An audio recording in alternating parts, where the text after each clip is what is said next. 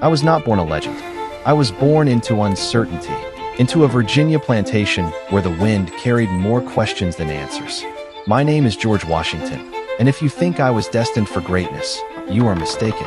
I was destined to work land, to measure soil, to survive quietly. But I always noticed things others ignored. At 11, I lost my father. My education ended early. By 16, I was mapping the wilderness of Virginia. Trees, rivers, and invisible borders became my language. I didn't know it then, but precision would become my only weapon. Then came war. Not glory, not honor, confusion.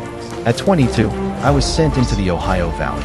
I carried messages, commands, and sometimes mistakes that cost lives. I saw how fragile authority truly is. One wrong decision and forests turn into graves. I returned older than my age. When the French and Indian War escalated, I was already hardened.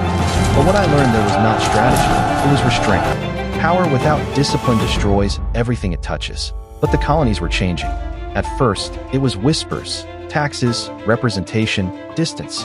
Then whispers became arguments, and arguments became rebellion. I did not seek command, but I was chosen. When I accepted leadership of the Continental Army, I understood something no title could teach. I was not leading soldiers.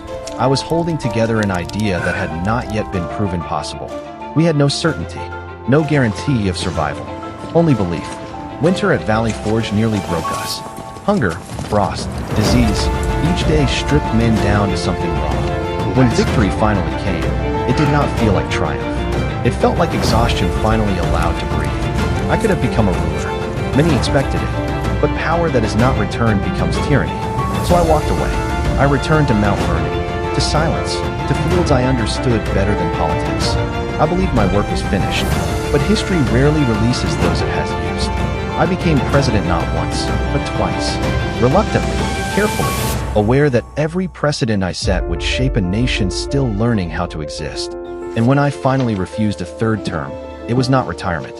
It was a warning that no nation should depend on one man forever. If I am remembered, let it not be for victory alone. Let it be for restraint.